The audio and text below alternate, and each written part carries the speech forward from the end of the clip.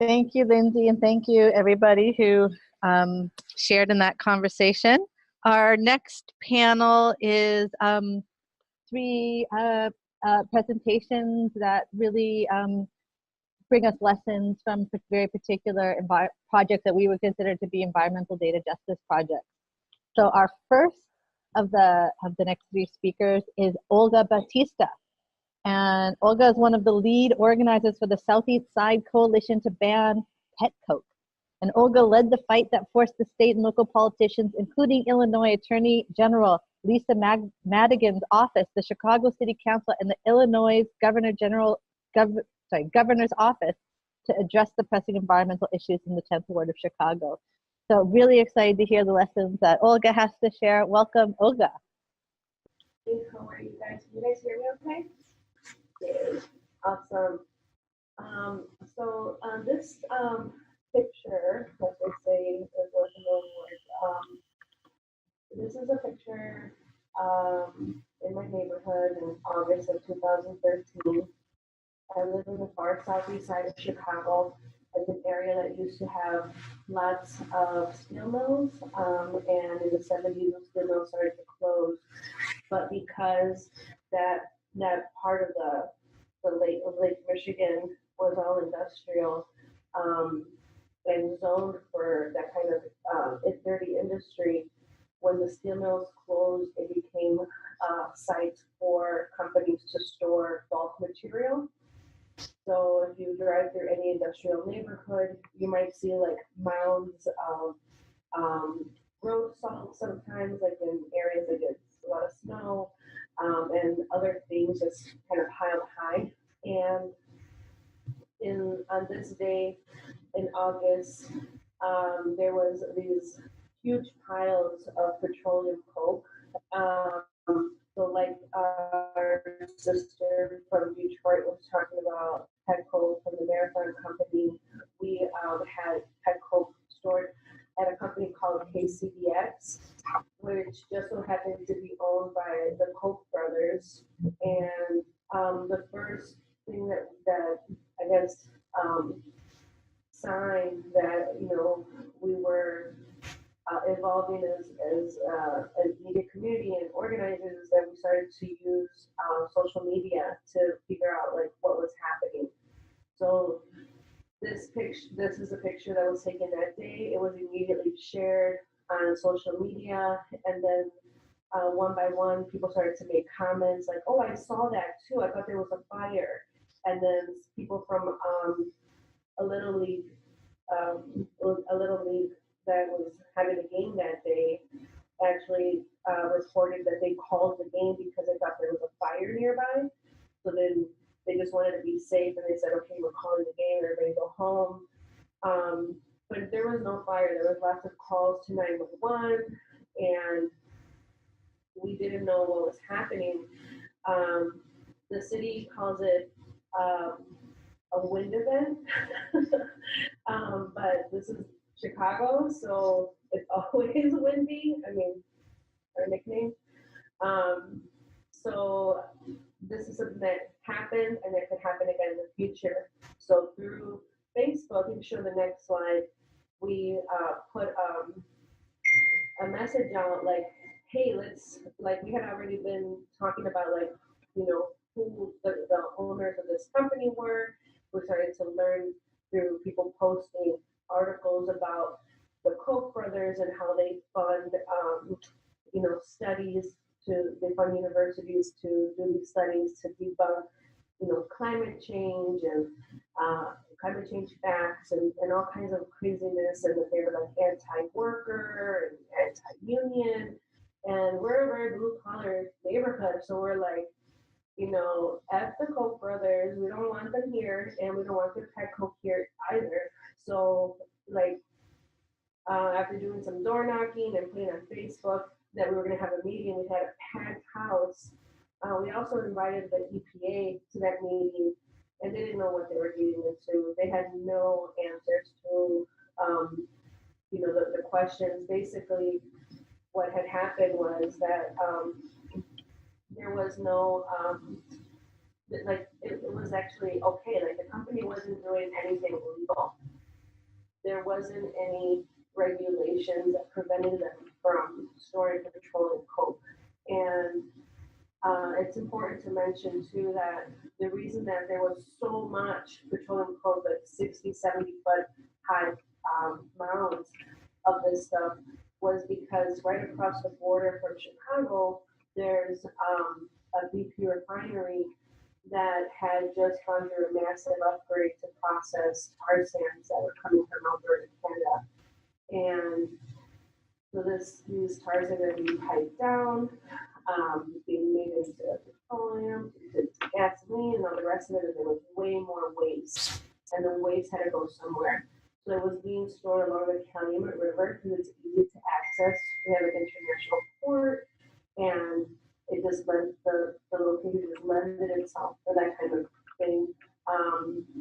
Right around the same time, a community member who had moved away and is a professor at MIT, Christine Wally, had just wrapped up her documentary called Exit Zero about our neighborhood, about how industrialization affects communities like mine. And it's a very personal story about her family. And she was going to be in the neighborhood. She was going to be in Chicago to talk about her book and the documentary she was working on. And we met with her and we were talking to her like, this is what's happening. And she told us about Public Lab. Public Lab is an awesome organization that had these really cool toolkits to do balloon mapping.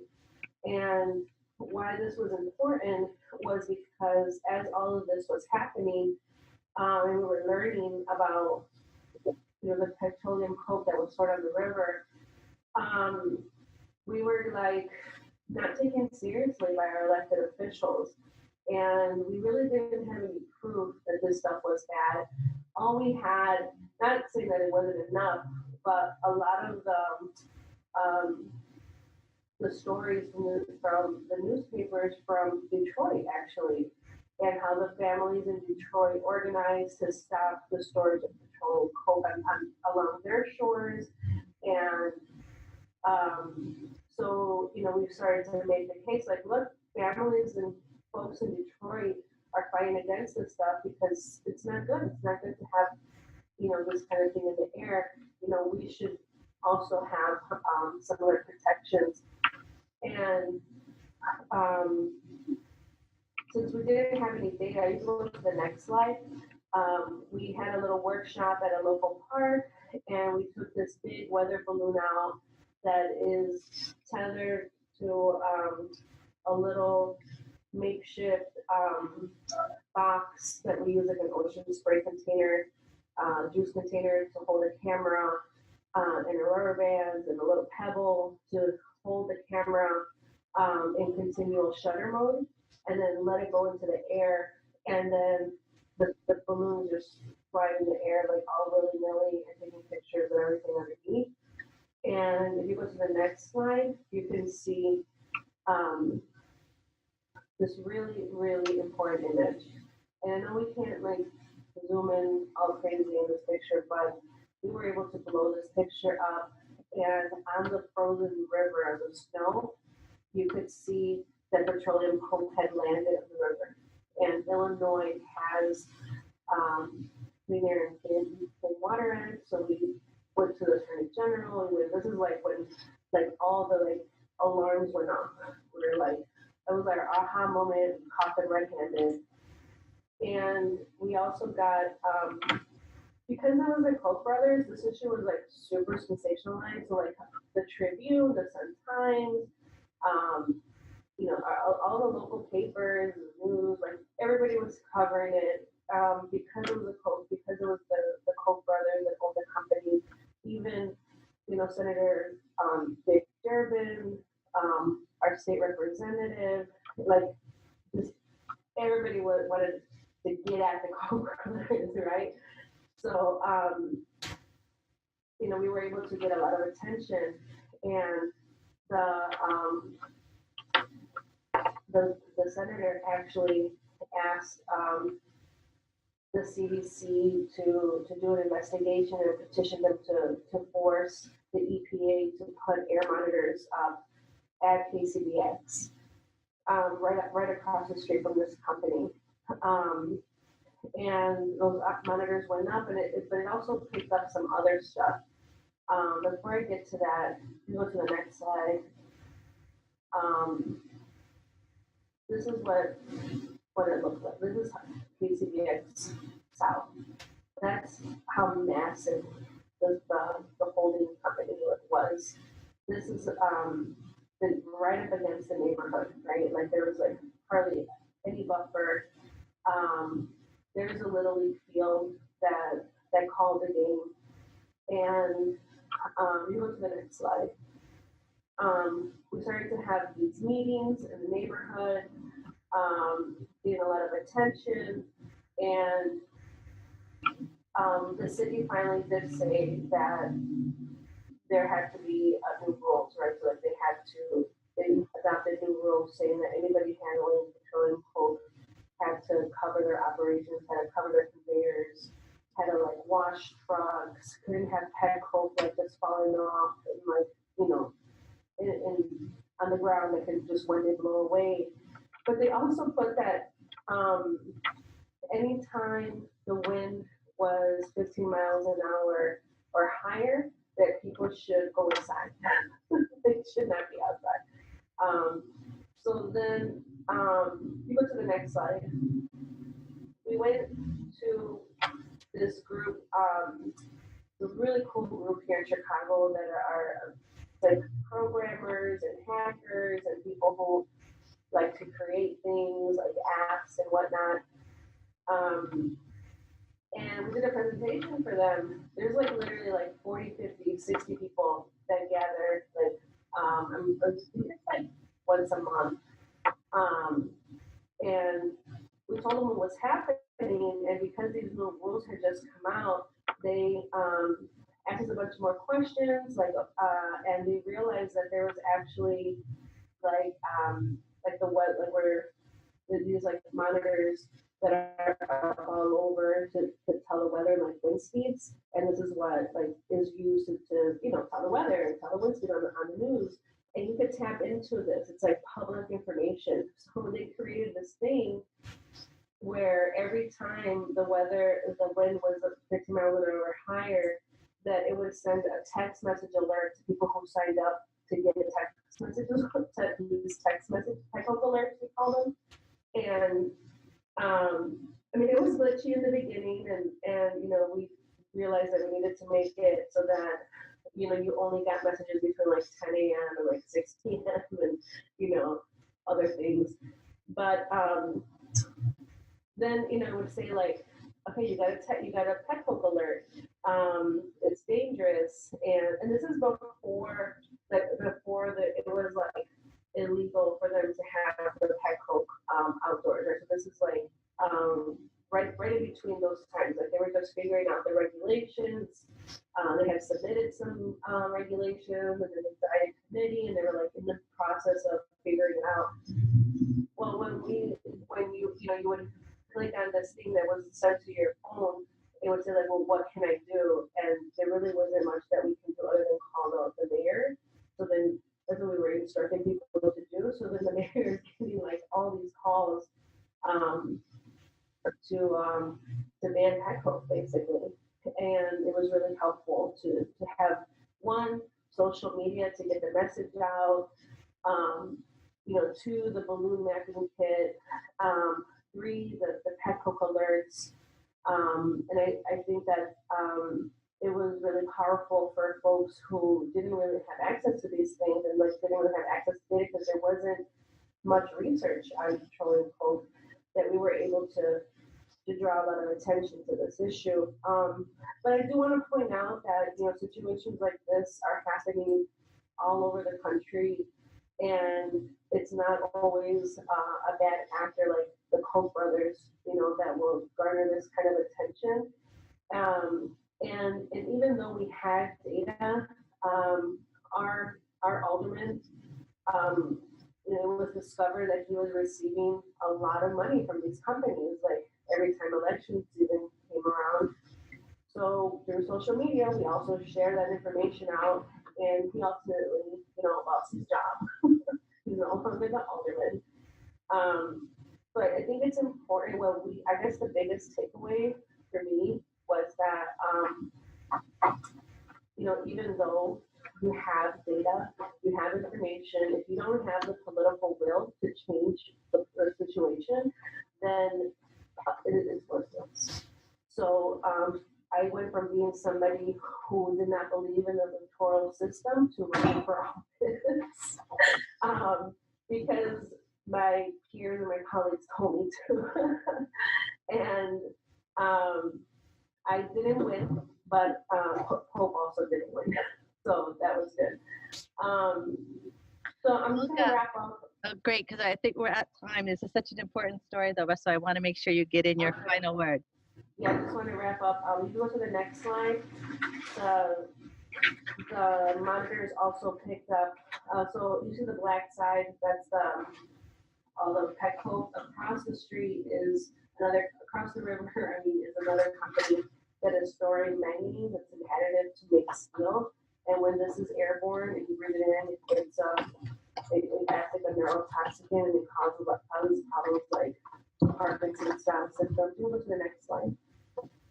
So we've been organizing around that. These are folks from the neighborhood who, one of the companies is called SH Bell, which rhymes with hell. So I like that sign. SH Bell can go to hell. That was one of my favorite signs. The next steps is we're doing the health study. We hooked up with some of the universities to help us with that. We also got funding through one of our partners to do a policy scan of all the environmental justice policies across the country, and I'll share that with the group as well.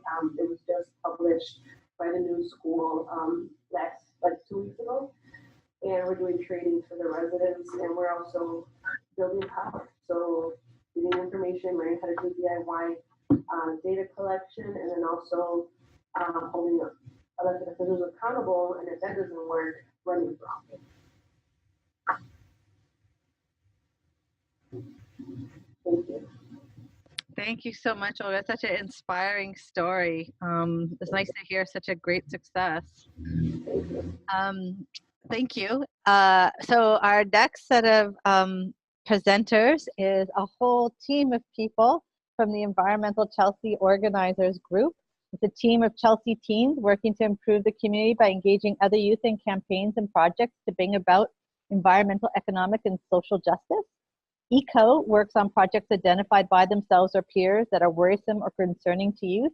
And we've got at least 6 folks here involved.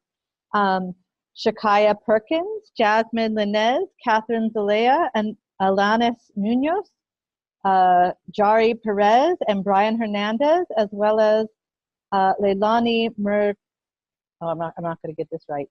Murkowski. Maybe I'm close. And then we also have Laura Perovich, who's one of the collaborators who works with the MIT Media Lab and is a PhD student there. So welcome, team.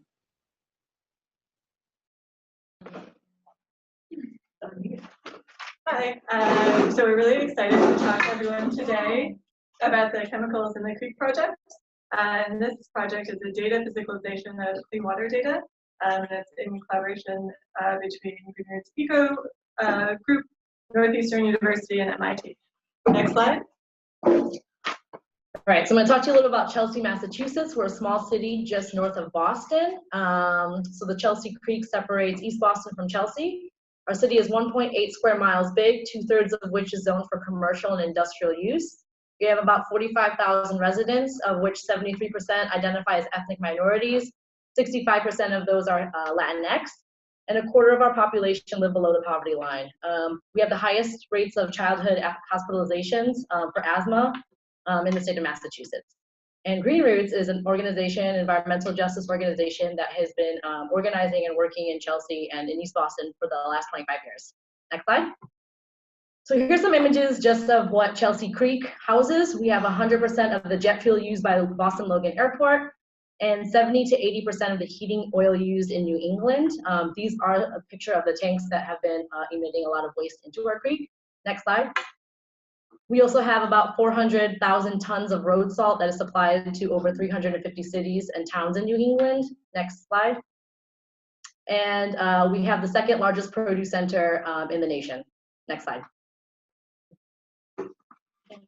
So, hi, we are the ECO crew, and for those who don't know, ECO stands for Environmental Chelsea Organizers, and the ECO group consists of 6 youth from Chelsea, including myself, Jasmine to my left, Brian, Jari, Shakaya behind me, and Catherine.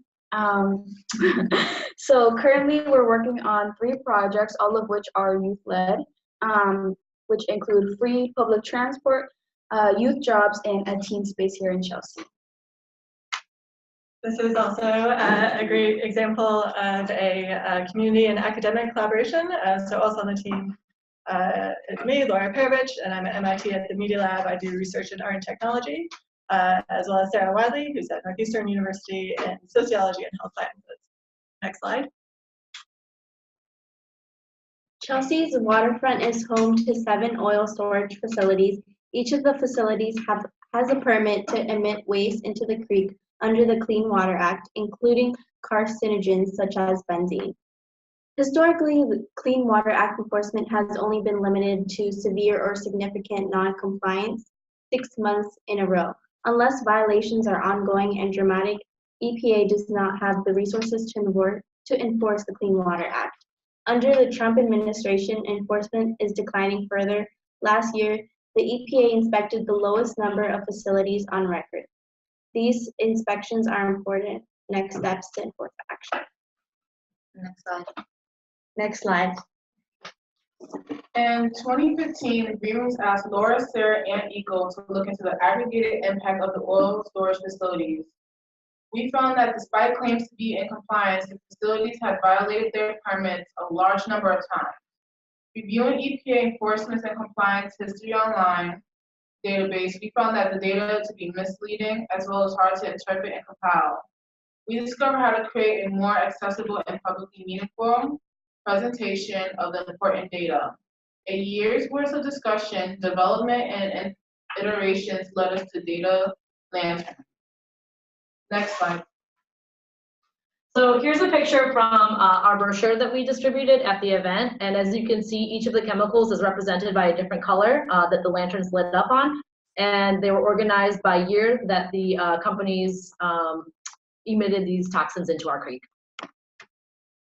Next slide. We organized a group of 18 volunteers that was led by us, and we took them down to a dock on Chelsea Creek. Community members were invited to this event on a cold November evening. Next slide. Next slide. A community event. We invited Greenroots members and our friends. We were surprised by the great turnout. The event was also on Facebook Live, and I was responsible for the introduction. Next slide. In this photo, you see these are the lanterns when they're turned on. Next slide. Here's some more.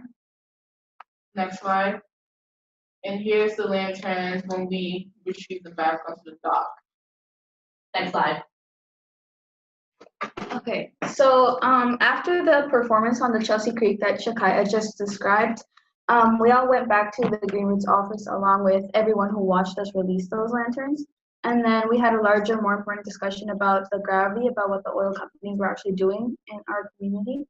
And overall, we made sure that the public was informed, which was a success because everyone saw and understood what we were doing. And more importantly, it helped open up a new conversation about how to proceed now that they know what's happening. Next slide. So we have had meeting with the oil storage facilities, and this has been effective in getting their attention. We have a website at the end of our presentation, which gives us specific instructions on how to host a similar event like this. Some of the environmental justice principles we demonstrate in this event are that we as a community have the right to protect ourselves from toxic waste, and all aspects in nature should be protected. Next slide. Because the majority of our community speaks Spanish, we made the data easy to understand by using visuals. and pamphlets also translated to Spanish, presentation also both in Spanish and English. We made the data physical to remind people that these aren't just numbers, this is waste going into our creek. Next slide.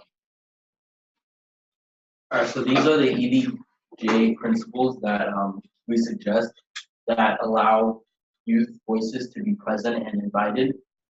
We believe that the youth have to understand what information is given to them. You have to feel empowered, and we have to learn leadership skills to become said leaders. So we do this by combining art, science, activism, and projects to make participants feel more involved. Next slide. This is a quote I had about the event, and it was being on the other side. What being on the other side means to me is finally having the knowledge to, in a platform where I can speak to adults, because I'm usually used to them teaching me and me being the student, but I finally felt like the teacher. And I was in a position where they were listening to me and what I had to say. Next slide. So we just want to thank you all for listening and learning from us. We want to say thanks to all of the volunteers and students and organizations that help make this project possible. And if you have more questions or want to learn more about ECO or Greenroots or our project, please check out our social media and our website. Thanks.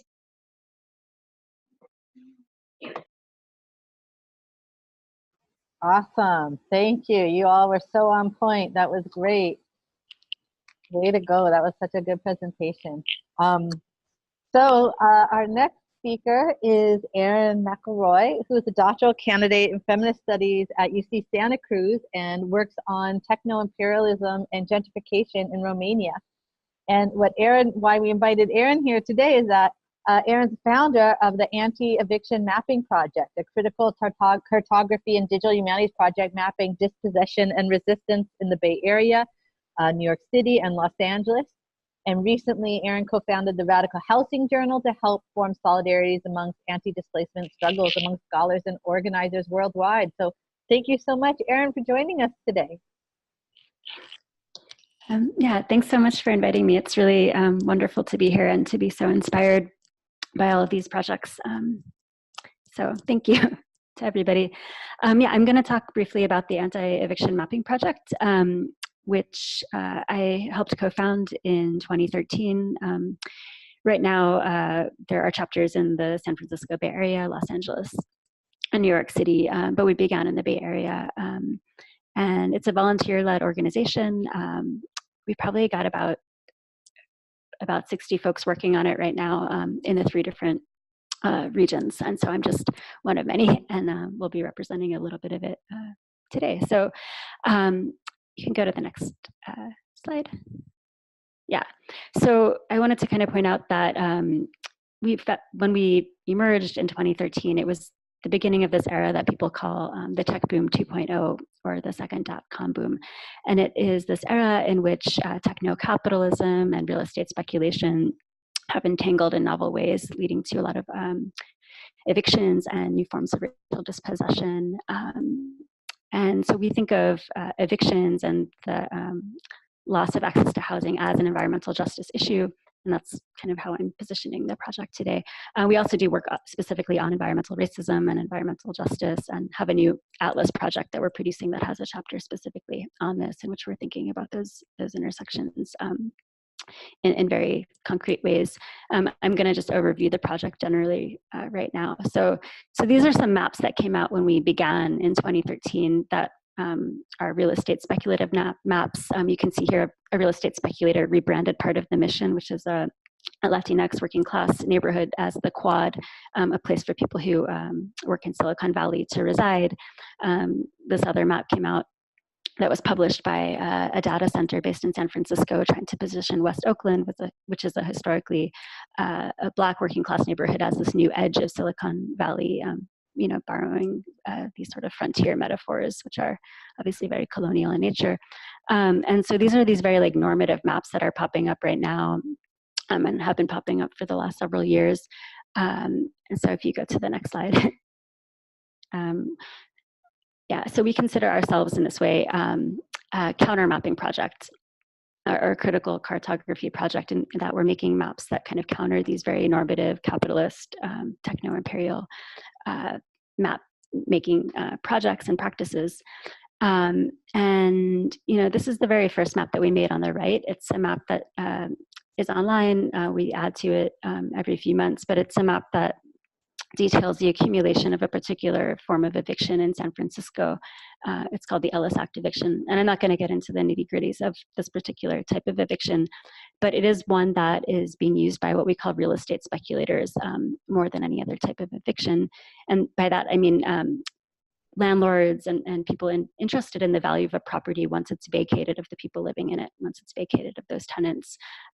So we found that, with this particular type of eviction, it was, I think, what was it, about 80% of them were happening within the first 5 years of ownership, property ownership, and that 60% of them were happening within the first year of ownership alone, which shows us that what's happening is that these people are buying up buildings and evicting tenants just to profit, and often they'll flip the buildings and turn them into condos, and this just happens to rent-controlled buildings.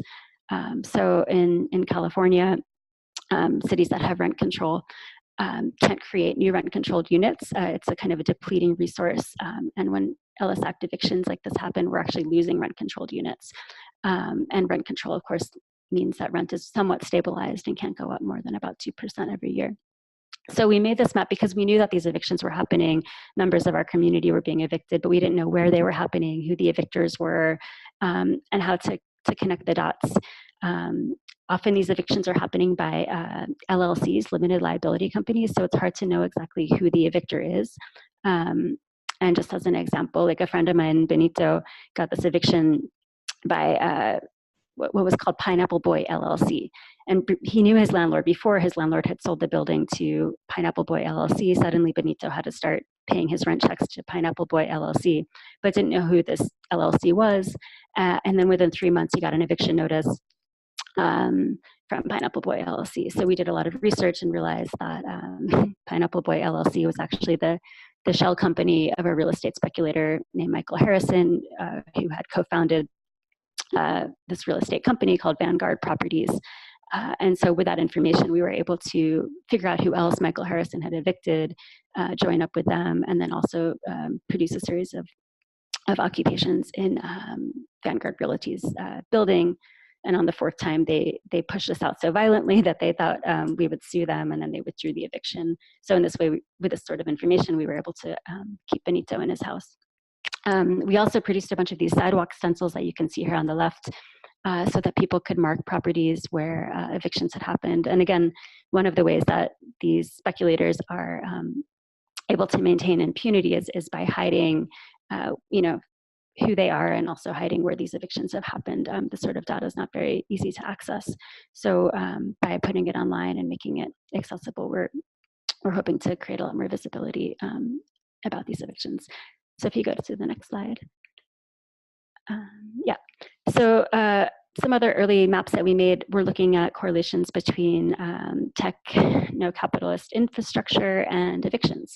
And so up here on the right, you can see we were interested in understanding the correlation between what are called tech bus stops and evictions. And back when this tech boom began, this phenomenon emerged in which Silicon Valley tech companies like Google, Facebook, Apple, Yahoo, et cetera, started implementing what they're calling tech buses, but these basically private luxury shuttles so that, again, people can live in quad-like neighborhoods in San Francisco or in Oakland or Berkeley, where have you, and then reverse commute to Silicon Valley. And it's, very like campus-like suburban geographies. So you can live in this like cool, hip neighborhood, and this is all in scare quotes, and work in Silicon Valley. But what we found was that properties were going up in value proximate to the depot, like basically the public bus stops that these private tech companies were using. They were also setting up their own bus stops. We found that 69% of evictions were happening within 4 blocks of these bus stops, and you can just go on Craigslist and see that properties are now being like advertised as 2 blocks from the Apple bus stop or 1 block from the Google bus stop. So this was important information for us in organizing against these companies and in pushing for more regulations. We also found very concrete correlations between Airbnb usage and evictions. And of course, Airbnb started in San Francisco in 2008 and has been trying very hard to make it so that landlords can evict and then put those units on Airbnb and profit. There are more full-time vacation rentals, of course, in San Francisco than non-full-time vacation rentals, and forever Airbnb has been trying to get off without paying taxes. So we've been able to figure out certain speculators who have indeed actually broken the law and evicted tenants and put units on Airbnb. And we've also found that neighborhoods with the highest Airbnb usage also have the highest eviction rates, which is not surprising. So if you go to the next slide.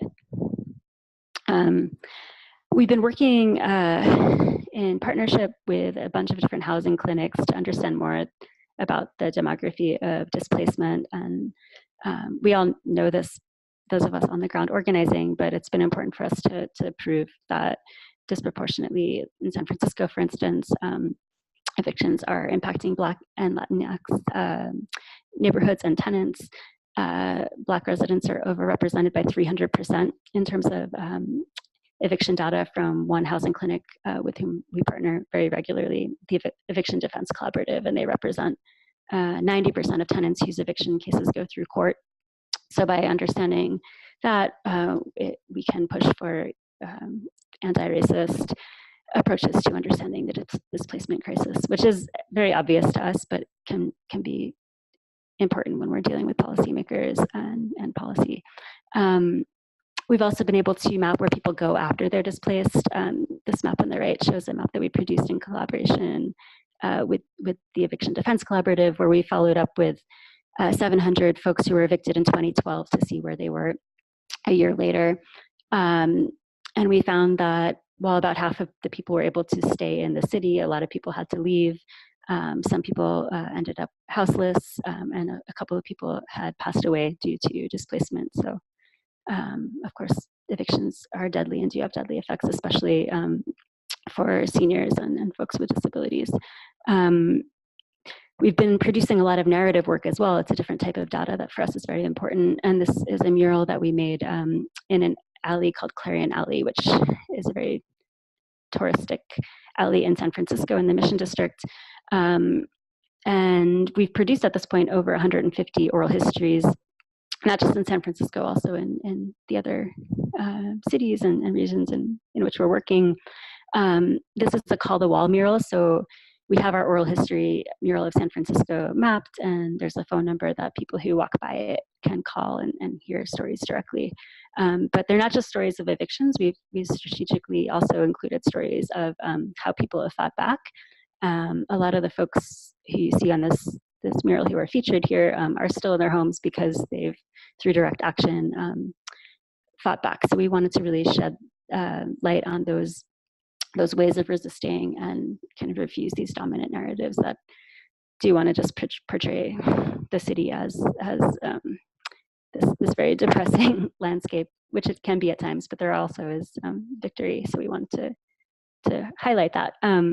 We also included the portrait of a man named Alex Nieto, who was killed by the cops in 2014. Again, a very deadly effect of gentrification. What happened was 4 white men racially profiled Alex, who was on his work break as a security guard, and because he had a taser and because he's the person of color, these people who all worked in tech called the cops, who then showed up and killed him instantly. So we have his story here as narrated by his parents to bring those connections together. And the Mission Police Station, which houses the 4 officers who killed him, is directly across the street from this mural. So next slide. Yeah, the next slide, please.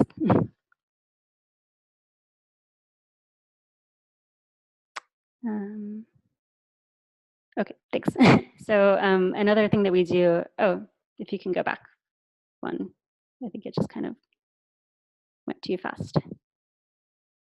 Well, Yeah, there we go. Thanks. So we do a lot of work to figure out who these speculators are, like I mentioned with Pineapple Boy LLC, but we have web pages for a lot of them. And we also do a lot of this kind of mapping of their connections. So this company up here on the right, for instance, it's called Urban Green Investments. It pretends to be a green, green friendly, environmental friendly real estate company in San Francisco, investment company. It's not at all, it's a subsidiary of a bigger company based in Colorado. And it's owned by this family that goes back at least 4 or 5 generations in the sort of first Democrat, but now Republican political sphere with strong connections to the Aspen Institute. But they've also bought up a lot of properties in San Francisco, now also in Oakland, and have evicted tenants through a number of different LLCs that all have different names. So they have the 55 Dolores Street LLC, the 49 Guerrero Street LLC, so forth and so on. So by figuring out that all of these LLCs belong to the same family, we've been able to organize against them and keep people in their homes and connect tenants so that they can organize together. And we found, for instance, this other speculator here on the bottom left, William Rossetti, has issued over 4,000 evictions in Oakland since 2008 alone, and he sits on the mayor's housing cabinet. So that's important information that we've been able to put a lot of pressure on him through that sort of research. Yeah, next slide. So yeah, just to conclude, there's been this kind of growth of web maps and big data around evictions as of late. And for us, this is very interesting, but potentially also scary because a lot of the data that we're working with is very sensitive data. And for instance, with our oral histories, we have stories of tenants who are in the middle of still fighting their evictions, may end up in some court case in a year or 2 years, and we don't want to hand that data over, archive that data with a body in which we wouldn't have some agency, in which the tenants themselves wouldn't have agency. So we've refused to archive our data, for instance, with the library, even though we love the library, the public library, but we want to be able to take a story down should a tenant end up in a court case, or should a tenant decide that they don't want their story public anymore. And the same goes with other types of data that we collect with the folks fighting their evictions on the ground. So there are big projects like the Eviction Lab right now, for instance, which is in some ways we could say doing important work, but they're taking a very macro view of evictions and trying to compile this national database. And what we found in California is that their data doesn't actually reflect on the ground eviction data work that we're doing, and that other groups like Tenants Together are doing. The same was found in Portland and some other cities in the US. So we're very interested in thinking about how these projects and practices of collecting eviction data and producing work with the aim of fighting evictions and stopping evictions, how that needs to be local and grounded in local organizing, and how it really can't be this big universalizing endeavor. So yeah, on the left, you can see some projection work that we've been doing, again, to create dialogue and not just have our work live online, but have it interact and interface with the city. So yeah, I'm gonna end it there. So I feel like this weight of being so disconnected right now, and it's really sad that we're not all together in the same room because these presentations are so powerful. And we're also limited by time. So I'm just going to ask really quickly if people wouldn't mind adding 10 minutes on to the schedule for this online event. And we're going to keep this panel discussion short. But we did have a couple questions. One came from Ayana, asking about how this work is funded, the work in Chicago, the work in Chelsea, and Erin, your work, it's in the Bay Area, but it's also in other cities. I also had a question just about data collection and if we can get to it. And Erin, it really struck me when you were talking, like the murals that you do, the ways that you mark the city. that there are all of these different embodied data collection processes that you're a part of, but there's so much within your work that and your organization's work that has a really broad sort of social movement tactic approach. So maybe we'll open it up quickly to the panelists to talk about how their work is funded.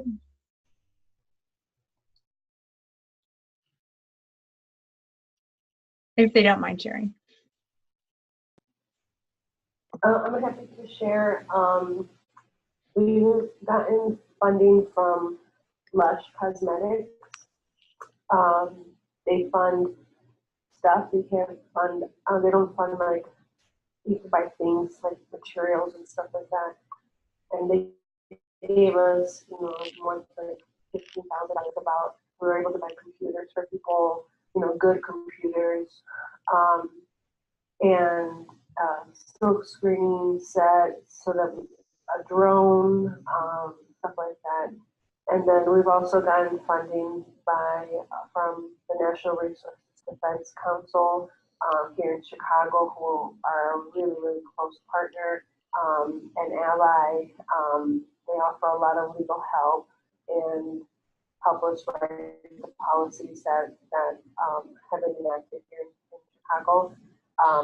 They gave us some, I think our budget has been like around $40,000 or less, and that's gone to pay people to do canvassing.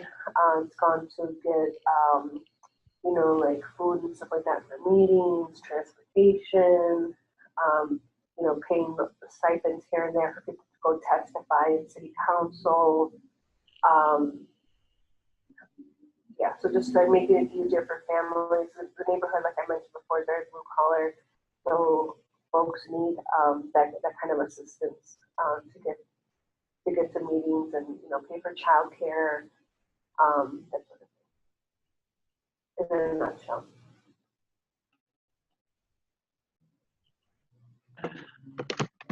Yeah, so for our project in Chelsea, it's been sort of a patchwork of a few different funding routes.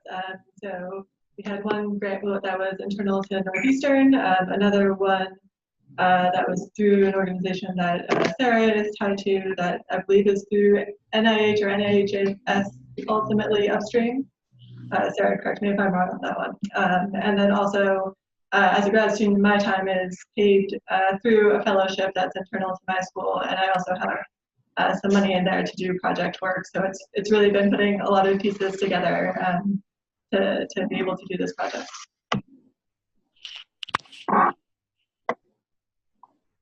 Yeah, and the mapping project, like I mentioned, we're all volunteers, so we don't have any paid staff, and it's not a nonprofit.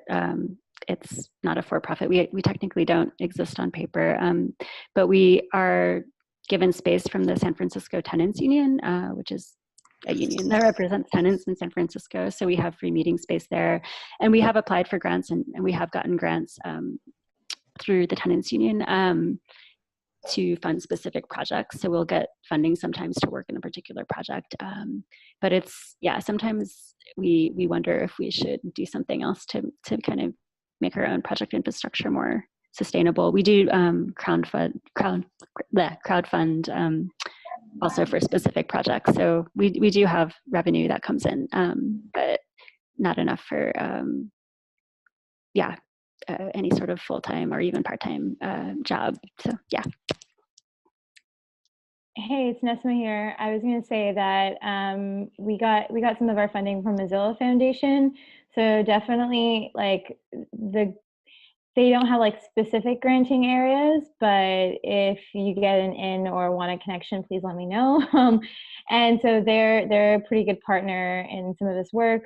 And then also what we've been trying to do at the lab is really, really try to have some sort of sustainable funding model, because at least in the Canadian space, there isn't a lot of, well, I guess not just in the Canadian space, but there's not a lot of funding for this kind of work without people trying to directly shape the work. And so what I've noticed was super helpful was actually consulting. So just doing like tagging into like organizations that are already doing like large grants and like supporting them on that, or cities that are trying to do better, and helping support them in that process, and providing those opportunities, like really trying to do consulting work that actually pays for also a lot of the public facing work, but does not actually compromise any of the work, and actually helps get the work out there even faster. And so that's been a tactic that I actually got from white men, oddly enough, and it's been super helpful in actually being able to do some of the work.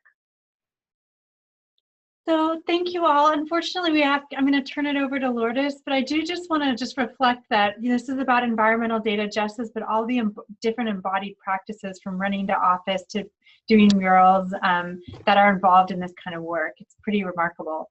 So thank you all.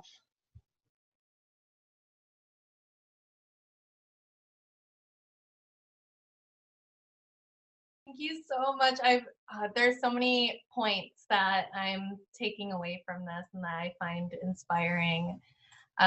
So now we thank you for taking another 10 minutes and being part of our next steps discussion.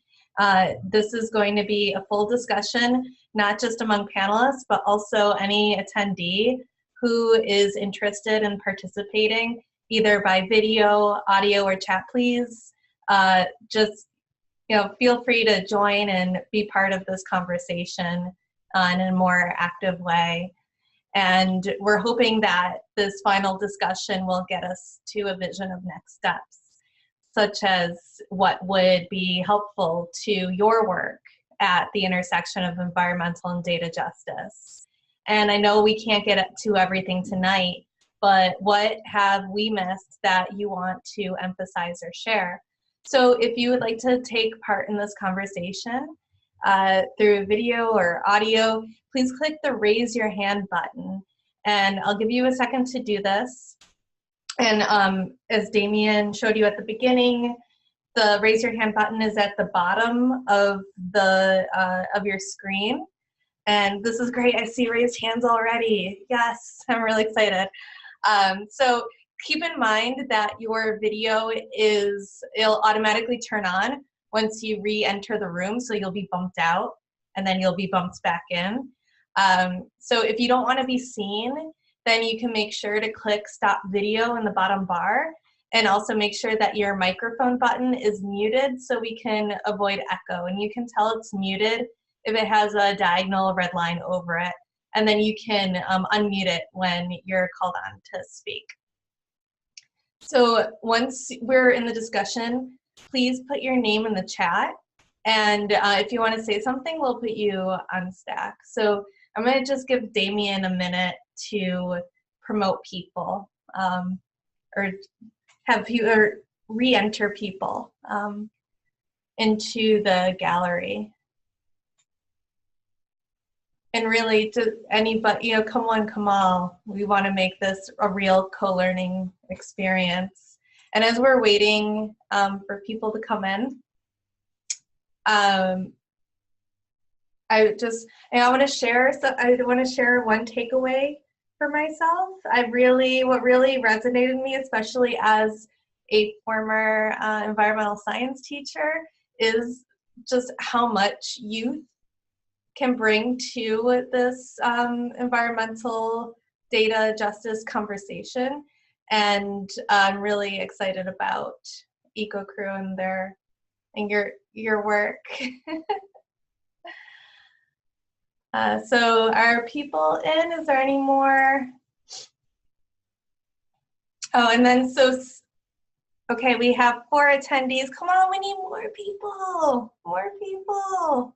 Okay, and I'm being told to stop sharing. Oh, but before I stop sharing though, so this discussion again will be recorded and shared publicly, and then once we get going, we'll get a flow of calling on people to be part of the conversation. And we follow EDGI's Code of Conduct, which you received in the email. And it emphasizes respectful communication. And so I want to go over some next steps too, just to start this conversation. So Sarah dropped the next steps document into the chat, and after some conversations at the Data for Black Lives conference, we thought it would be a good idea to have a EDGI Slack. And because there really is a needed space for environmental justice organizers to connect with technologists in order to, and others in order to meet their data needs.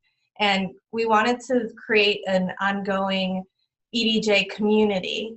So I'm really excited to have this space where, you know, apart and beyond this event, we can share exciting projects, offer to share skills and tools, and just have a place to answer and ask questions about our collective struggles with environmental data. So the doc that Sarah shared in the chat room, that has a link to the Slack if you would like to join the Slack. And we've also been starting to create an online and public environmental data justice syllabus that we can circulate in order to foster co-learning from each other. And we've collected some ideas from speakers tonight, but want to hear from all of the attendees as well. So please feel free to contribute to the syllabus with whatever resources you think would enrich this discussion, and you know, really any resource. So books, articles, toolkits, movies, blog posts, artwork, anything. And then we also wanted to talk about setting up some some sort of meetings that can happen monthly or bi-monthly, some more informal meetings where activists can present their projects just like we did tonight, get support, and continue discussing these points. So one question is if people would be interested in attending these meetings. And then finally, we have our environmental data justice principles document, and these presentations have really given us some new, some additional principles to think with, and we know that EDGI principles are constantly evolving. So we, please feel free to take a look at this document and add your own and comment on them. So now I'd like to open up the floor. I'll stop sharing and start the broader discussion.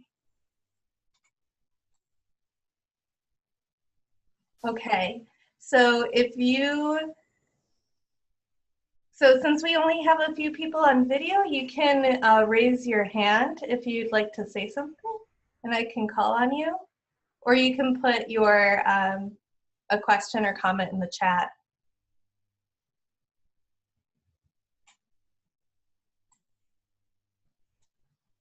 So, okay, so we have some people still getting into the doc.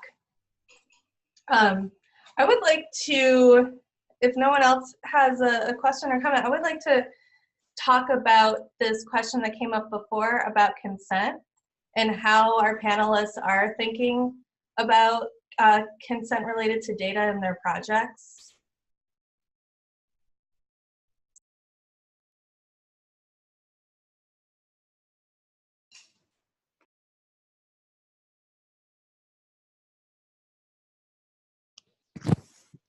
So I'll start because I think this is kind of the elephant in the room, and a lot of the work that we do around Indigenous data sovereignty is this notion of individual consent. You know, we know that there's IRBs and various ethical consent processes for research and data, and then those are typically driven from at the individual level to ensure that there's no harm being done. And so this is something that the Indigenous data sovereignty networks across the world are really grappling with. And if we're thinking about data as a collective entity, data as originating and belonging to a collective, how do you how do you engage in individual consent? Does a tribal nation, a native nation, have the right to individual tribal member data if that individual tribal member does not consent to release it to the nation, right? I mean, that's a very real dilemma. And so my response to this is that we are thinking through this very hard. So there's a big meeting happening in June, which is really at the intersection of data sovereignty and the law. And so we're having a big international Indigenous law and data symposium in Spain, because we're trying to figure out what are some frameworks for moving forward in this space. And so I'm really open that it's an organic discussion, but I want to address it because it is absolutely, I would say probably the biggest elephant in the room for the work that we're doing.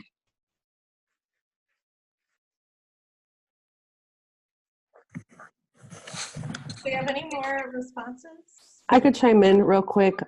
So I think I mentioned towards the end that we, the same company that's in my neighborhood is also in Ohio. And in Ohio, there was principals that couldn't figure out how come kids from one school district were scoring so much lower than the other. So the principals and people and parents reached out to Cincinnati University, and they did a health study, and they were able to show that the kids who were exposed to manganese, it affected their IQ. And fast forward to our neighborhood, when the story broke about manganese being emitted from SH Bell and the other company Watco, and a journalist was looking for an expert to comment on the story in Chicago, and reached out to the researcher in Ohio. And then she found out that we were organizing, and then reached out to us. And then we started to talk about how people would be able to get tested here in Chicago, because the EPA was sending people to Cook County, and which is like the county, like the free clinic, where they can go get tested. But one, you had to pay for it with your own insurance. It wasn't free. So you had to have insurance and pay a co-payment. If you were undocumented, didn't have Obamacare, didn't have insurance, then you had to pay up front. And then it was unclear. A lot of folks who are undocumented who live in my neighborhood did not want to go get tested because they were afraid that it would be they would be at the center of a very politicized issue and a target for immigration. So it's been pulling teeth, working with the Department of Public Health here in Chicago. We're literally coming up with a strategy in the plan to bring one, that the results would be released to people who are getting tested and their children, and that they would choose if they wanted this information to be submitted to the county for proof that there is exposure, that people have been impacted by this, but it's still not flushed out. It's been very difficult to move this. It's been a year now that we've been working with city officials, county officials, and researchers to figure out a plan, and there still is not a plan. It is very difficult. So I'm sorry I don't have the answer. I just know that for us it's worth it to be part of this fight, and we don't want to relinquish any opportunity to protect our community and the integrity of health studies that are being done in our neighborhood. Thank you, Olga. Michelle has a suggestion question, and I'm gonna pass it over to Michelle to pose it. Okay, thanks, Laura. Thank you, everyone. I learned so much tonight. One of the ideas we had when we were organizing this meeting is we were wondering if there would be interest to have future meetings that were less like, a whole bunch of presentations, but having a kind of more like a demoing setup where we could go one by one, and people, like, we could have a meeting and one person or organization would bring its project in progress to that meeting, say what's going on, what the challenges are, and kind of build support. You know, one of the things that will often come is that people often need even technical help. And something more like that as a kind of setup for regular meeting. Is that of interest to people? Do you think that would resonate with the needs of projects? Just curious what people think.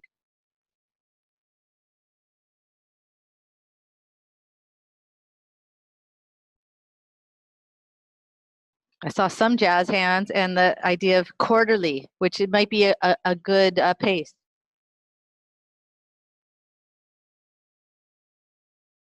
Sarah, and then Ayana.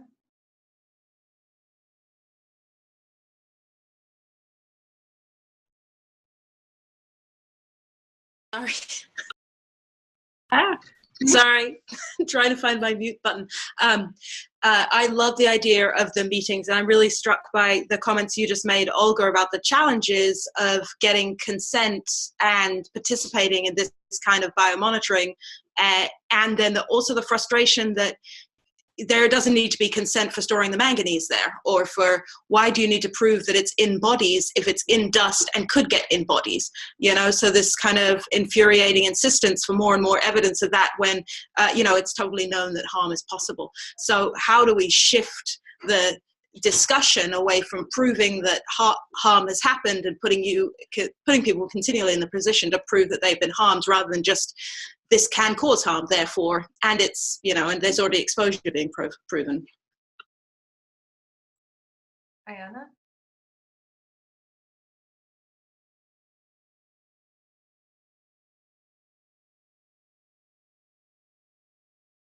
I was just agreeing that I would love to participate in quarterly meetings or any future meetings.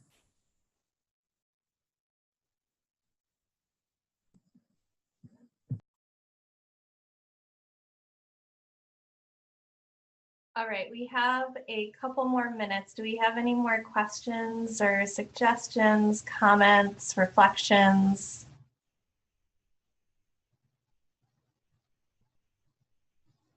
Anything from the eco team or from Sarah's class? Sarah? I just wanted to raise up that in the next steps doc, people are writing a lot of different thoughts about having meetings, sharing resources. Can anybody report on them from here? Because I'm trying to scroll. It's trying to use Twitter more so we can be sharing outside more what's happening in the meetings as they're happening, and suggestions about having kind of a meeting topic or room space where we can maybe subdivide into different conversations. So thank you all for sharing those comments on that next steps doc.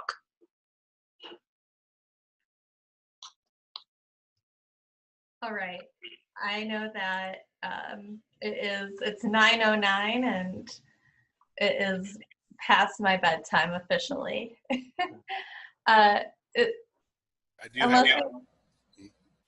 Yeah, Damien? I do have one more announcement. Again, the last thing I want to make sure that everybody has an opportunity to do before we leave is to participate in our survey. So hope that you've enjoyed this event. It was insightful, it was inspiring. So I want to put a link for our survey. So take some time to fill out a few questions to let us know how we can continue to offer these types of events and also continue to enhance them as we move forward. Okay, so you can go to the chat, everybody has it, and it's a Google form, and please share with us your thoughts and opinions. Thank you. And I would also like to give a big thanks and jazz hands to Damien and Kevin, who helped us put together this event, and to Becky and Garance, our note takers, and to Lindsay and Michelle for moderating and helping facilitate our discussions, to Sarah and her class for helping out, and to our amazing panelists. We couldn't have asked for better panelists. This is so great. Thank you all for showing up and participating. And we have our email address, edj@envirodata.gov.org. Feel free to shoot us an email, and we really look forward to seeing you all on Slack.